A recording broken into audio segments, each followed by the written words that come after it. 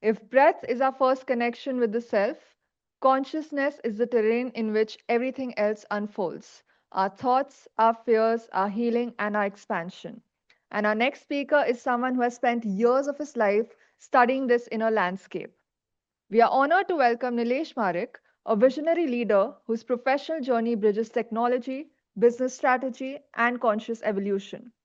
Neelesh is an alumnus of IIT Bombay and holds a postgraduate diploma in business management from IIM Bangalore. With over 30 years of experience spanning blue chip startups, consulting, technology, and education across multiple geographies, he has been a catalyst for growth and transformation in both business and human potential. But his work goes beyond conventional frameworks. He blends systems thinking, philosophy, spirituality, and business acumen, a rare fusion perfectly inclined with our theme today. Today, he will take us deep into consciousness, the missing link in healthcare, inviting us to consider how awareness and healing are two sides of the same coin. Please join me in giving him a warm welcome.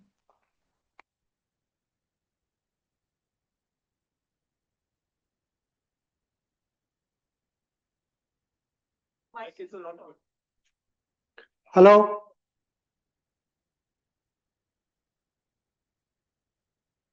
Sumit. ऊपर नीचे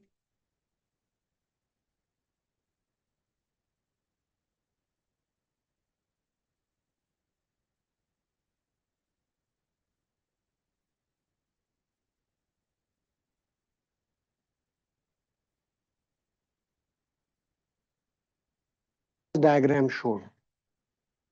So the first diagram showed us what it is not. Now we are not clear about what consciousness is, but I'll unpeel it in this time available.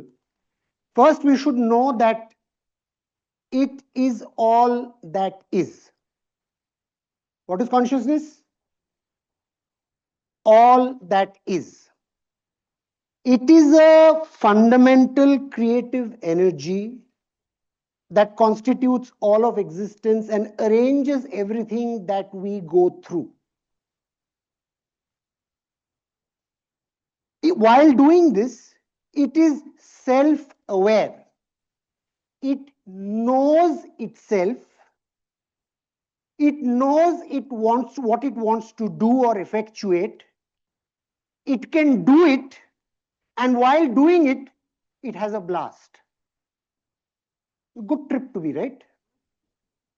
So the definition of consciousness is a blissful, self-aware, and self-expressive creative force of existence.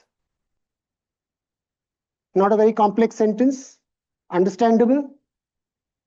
So we set the stage of today's talk with that definition. Now, although consciousness is one and indivisible, consciousness is one and indivisible, it arranges itself in a hierarchical spectrum. It is not monochromatic. Although it is one and indivisible, it is not boringly monochromatic. It is variable, but not randomly variable, in a certain structured sequence, at the bottom of which is almost a complete absence of consciousness, which is inertia, insensitivity, incapacity, dullness, resistance. We encounter that, especially when we are waking up from a sleep, or when we are bored, or when we are fatigued, or when we are listless, or when we are doped in a bad way. At the other end, consciousness has its plenary power, its potency, its fullness, its splendor. It is the static self-awareness of the infinite and the eternal, and a dynamic power of self-determination. So that is the previous slide's definition, stated in its full form. That full form of consciousness is what we can call source. Source, to use non-theological language. At the bottom is a seemingly complete absence of source, which is this. Where are we? We are here. We are somewhere in the middle of this spectrum of consciousness, and our state, although there are some smiles, there are a lot of tears. Why are there tears? Because we struggle to create at will. Have you felt it? Do you struggle to create at will, or can you create anything easily? There's patchy awareness of self and world. It is patchy, it's incomplete, it's fragmented, it's divided. And enjoyment is there, but it is checkered, punctuated, interrupted with suffering. Is that our experience, or is this something too esoteric? That's our experience. Why is this? What is the conundrum or the riddle of existence that we all face at a fundamental level? It is what I call the problem of identification with the instruments. The problem of identification with the instruments which suffer from a dilemma. I'll describe the dilemma in the next slide. The instruments are existing in three-dimensional space and time, which is what we call phenomenal reality. All of us are in phenomenal reality in three-dimensional space and time. And the instrumentation of organization of the three-dimensional space and time are just three things. The mental faculty for thoughts and imagination, the emotive or life energy faculty for the creative work, which we have said in breath work, in prana, and we have heard it in all the illustrious talks before. That is the middle thing. And the third thing is matter or substance, which is the body, which is this stuff, which you can all touch each other, right? And you can see that there is a materiality to the formative power of consciousness. These are the three things that constitute the instruments of consciousness, but they are not consciousness itself. We identify with the instruments because they are more concrete and tangible with our current sensory, perceptive, conceptive, sensational capacity. Because we can sense, see, perceive, conceive them easily, we think we are them. How many of you identify with your thoughts? These thoughts are me. How many? How many of you identify with your emotions? This joy, this fear, this insecurity is me. How many of you identify with your body? This beautiful face, this tremendous body, this is me. And I must show it off. I have to make use of it. What? To attract other people, to do all kinds of stuff. This is a problem of misidentification. It is a problem of misidentification because our instruments lend themselves to easy perception. But consciousness itself is a four-dimensional, supra-creational, trans-dimensional thing, which is not the same as its instruments, yet it suffuses and manifests through these instruments. These instruments both have an individual dimension, such as in you, me, he, she, they, it. But they also have a universe. There's something called universal mind, there's something called universal life, there's something called universal body. We don't know about it. Yet there is something called, there is a universality, anger, fear. Although there's an individual manifestation in each of us, but there is something called universal anger, shame. There is universal shame, there is universal fear. And I can tap into it through certain processes for the release of consciousness. So the problem is that there is a problem of misidentification with the instruments of consciousness, and therefore the answer of who am I starts off with on the wrong track. I am this mind, life, body. We start our existence on the wrong track. Imagine what happens thereafter.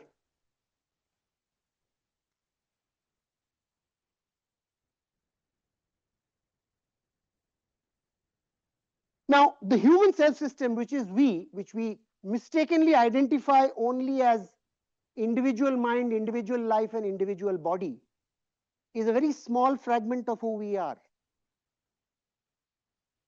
Hello? Is the mic needed?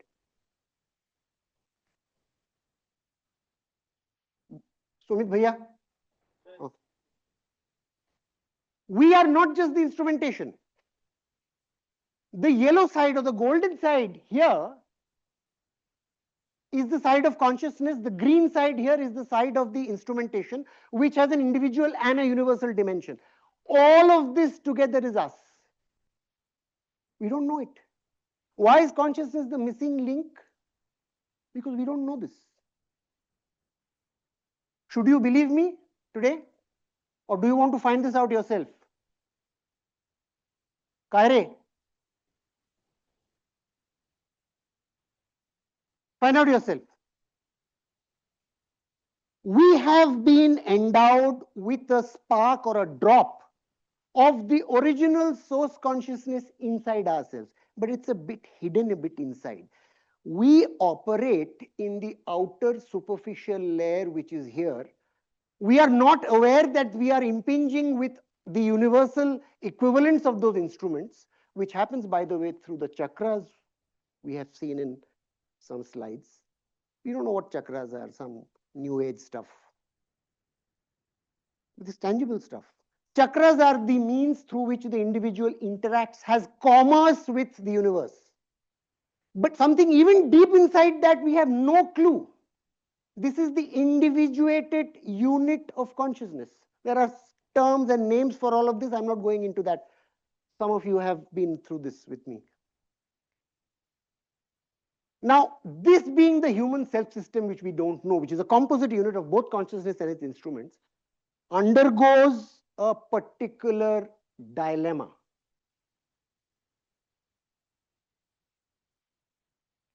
And this is a dilemma. There are two problems. First,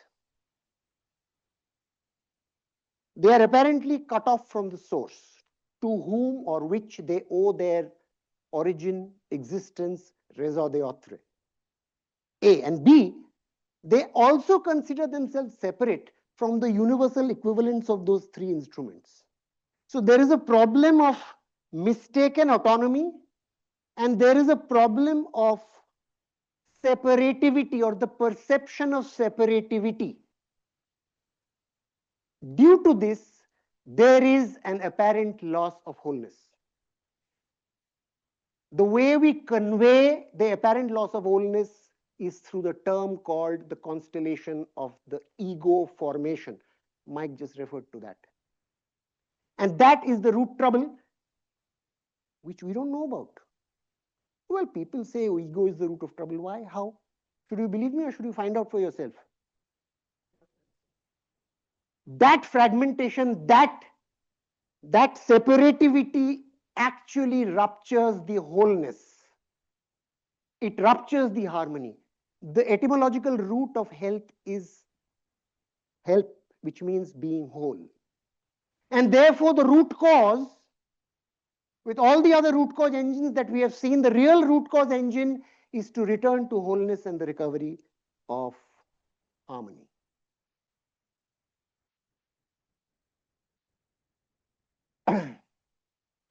From a consciousness perspective,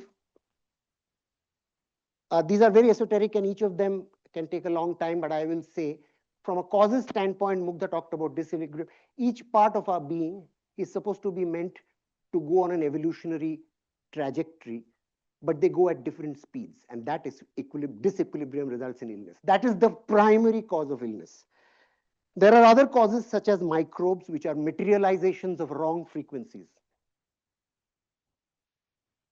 There are things like fear, which is an unconscious consent to illness.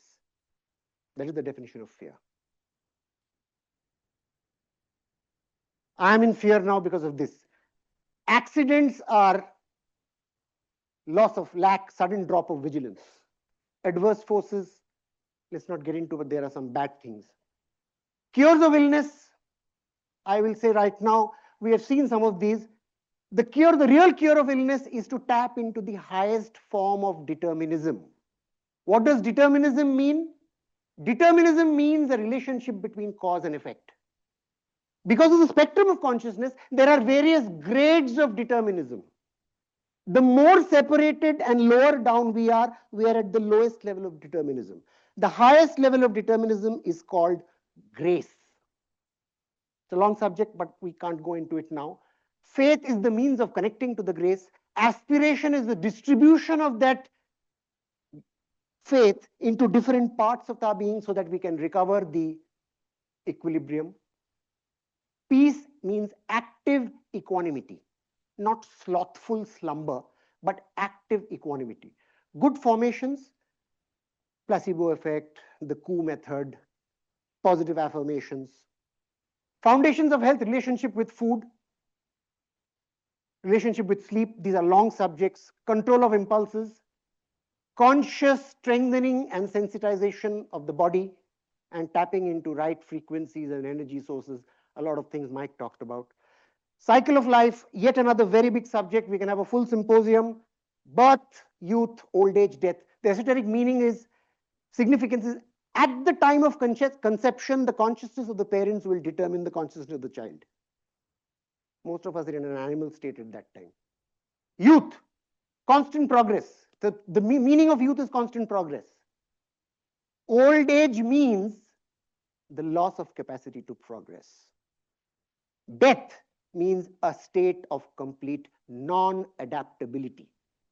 These are esoteric definitions of these things, not biological. Transformation means the capacity to defeat the force of disintegration.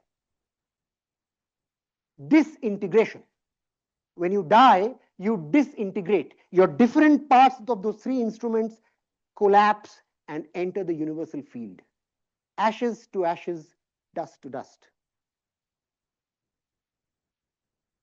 Okay. The problem with healthcare or any avenue of human endeavor is we use the instruments for doing things, but they are all misguided because of separativity and fragmentation. We have to tap into the source and deal and understand and deal with the instruments from the source. And the way to do that is called sadhana. It's a concentrated effort of spiritual endeavor. But before we are able to do that, and if we are not prepared for that, these are some pointers on how we can manage health or improve healing, both for ourselves and our near and dear ones and customers from a consciousness perspective. Tune inward, cultivate silence, widen the scope of your concerns from a narrow state, tap into the high level of determinism, collect force in your solar plexus and learn to distribute it from the solar plexus. This is a conscious breathwork practice by itself. Do not dramatize yourself. Do not dramatize illness and try to seek attention because of it. Remove the lurking death wish in yourself. All of us have a death wish inside, which translates to a statement like, fuck it. Let go of that. Nurture an ideal of vision greater than mere livelihood and luxury. Thank you.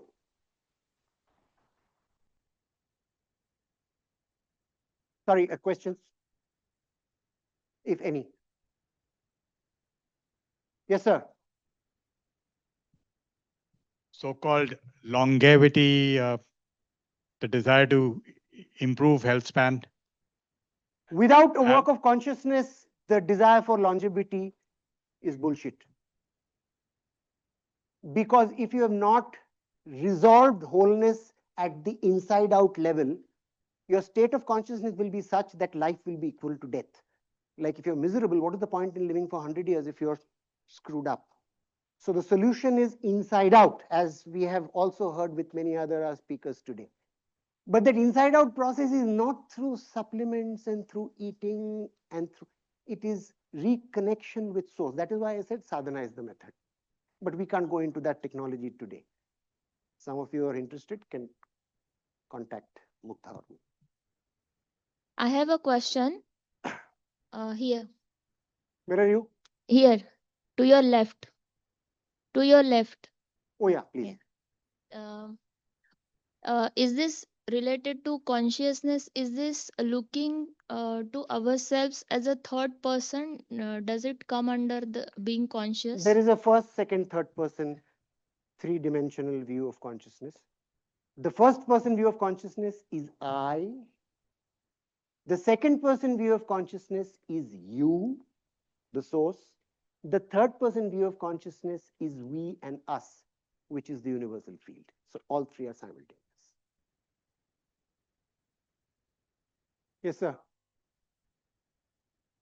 Let's say these are the tools, uh, somatics or chakra healing or meditations, grounding. We know that we need to connect with the source. Okay. And now we have connected to the source, but Have you certain, connected to the source? no, it's just my assumption. Okay, okay. So now we do need a functional medicine practitioner or these tests to identify something is wrong or doesn't this information is contradictory to. It's not contradictory. There are, as I said, there are grades in the hierarchy. If you remember Mugdha's presentation, there was a pyramid. Yeah. So you have to deal with determinism progressively from the lower to the higher. If you straight want to jump high without resolving the shit below, you will fall flat and break your nose. There might be some nosebleed. That you should avoid. Okay. Thank you. Hello. Yeah. Yeah. Sorry. Left, right, center. Yeah. Yeah. So we understand the knowledge that you gave right now a bit, but what would you advise? Because we are in an environment right now wherein we have very less time to give to things like this. Why So, do you have less time? because of the work that we do, maybe somebody is in software who works like 12, 13 hours, then we have household work, then there are a lot of things, right? So You have how do you subjected advise yourself to a lower form of determinism. determinism to the consciousness? Okay. रोटी कपड़ा मकान बीवी बच्चा दुकान, वहां से अगर ऊपर जाना है तो हो जाएगा. But if we say roti kapda makan biwi bachcha dukan is all that is, I am choosing to remain at that level of determinism. I will keep saying दुनिया ने मेरे को time नहीं दिया. This is a path of a warrior. So you have to break through, and there are many people who are breaking through. There's one right here, one right next to you. Right, Avinash? Yeah. But is there still a routine that you like suggest or something that will help in the busy lives that mass That people those have? 8 blocks, I don't know whether these are going to be circulated. Those 8 blocks which were presented, those if you can try to do, if you want to email me, I can send you more information about that. Sure, But thank you. eventually what you have to do is beyond those 8, you have to, there are some people who have done it. You have to enter sadhana. Sadhana is the term for a self-offering to source, consecrated with a 24/7 intention and offering, surrender. Only then it can happen. Such is the nature of consciousness. You cannot do it from the outer being, from a superficial, as Mike said, this is, you have to be serious. As he said, you have to be serious. It's a very serious path. And some people here have, you can connect with them. Also connect with me. I'm saying all this in 15, 20 minutes, but this is a subject which is such a vast ocean that it can't be done justice. Yeah, it's a few lifetimes. But you know what? You can start in this lifetime. Why not? Why waste time? Thank you. Unless there are any other questions. I have a question. Yeah. Left, right. Oh, yeah. So my question is, by sadhana, what do you actually mean? So is it only meditation or more to it? You have to offer yourself and your ego desire master not to source to perform a quick surgery on your nature and And consciousness. how do you think that one can kill their ego? So is it You like cannot by do it. doing? You cannot do it yourself. You have to make the ego is a formation which is so strong that it is baked into the mechanism of creation itself, and there's an esoteric reason why it has been done so, which is called the development of the individuality. But you cannot kill the ego. As a matter of fact, if you try to do it prematurely, you will collapse, because ego is an agency. Why would you get out of bed unless there's a desire to go earn money, show off, feel puffed up about your achievements, try to impress your partner or your prospective partner? You wouldn't even get out of bed, right? You'll remain in slumber. So ego is a very useful tool. But for this journey, it has to be relinquished. So the ego can only be relinquished after the individuality has been developed and formed properly. You can make a potter can make a good earthen instrument only when the clay has been, isko bolte hain manja hua, or whatever the term is. It has to be, if it is too flaky, it will fall. There will be no shape. Do you understand? That is the esoteric significance of the ego formation, which has been baked into the mechanics of creation. The only one who can destroy your ego and transform it into a soul individuality is Source. So, in other words, you have to build a relationship with Source, not with your boyfriend or whoever, girlfriend. Sorry, this is sounding a bit facetious, but that is the eventual direction. Sorry, I have one more thing to ask you. So, by coming to the same Chalega? sadhana word only, Yeah. last one, sorry. So, I have been hearing also about sadhana movements going on YouTube and various social. Throw them out. So, okay, yeah. Nikal ke phek do. Okay. I'm sorry? The ocean of that knowledge is already present in the world. If you want to enter it with seriousness, then you can connect with me. One of the things I do is to the extent I have understood this knowledge, I impart it to only very serious, sincere, aspiring sadhakas. The sadhaka or sadhika is one who wants to do the sadhana.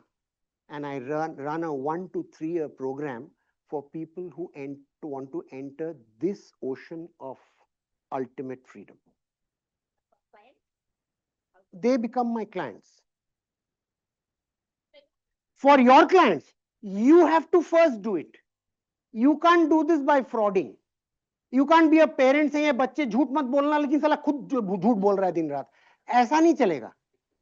You have to become a sadhaka, sadhika, and then there will be a frequency transmission from you to them. This cannot be done as a postman or a messenger, but as an exponent and an embodied practitioner. In continuation with what she asked about sadhana movements on YouTube, how does one really recognize? You will have to develop your faculty called the soul, which is that icy thing inside, from where you will have an intuitive discernment. It cannot be done with the mind, because the mind is an imposter and a terrible servant. It is quite an unreliable thing. So, and to determine whether a person is a good mentor or not. Well, as Mugdha might tell you, there comes the right teacher at the right time. You cannot will it and force it. You may have to deal with some quacks and some bad teachers for some time before. It's like having to buy imitation jewelry for some time before you graduate to 24 karat gold.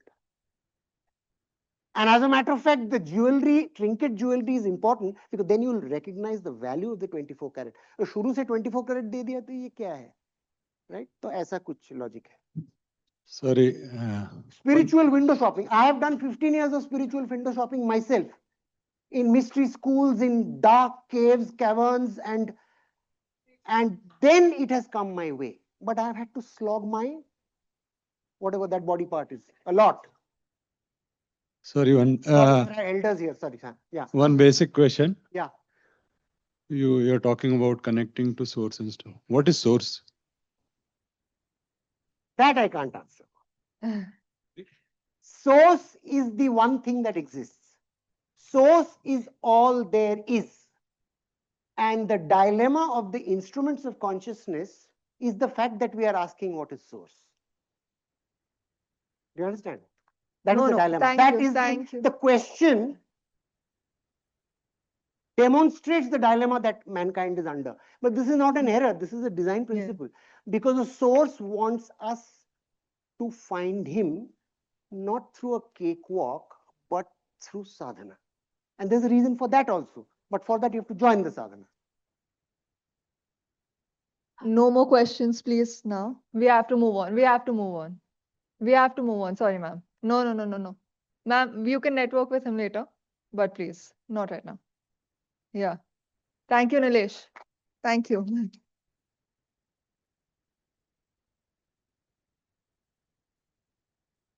So thank you, Neelesh, for reminding us that healing isn't just a process, it's a state of becoming.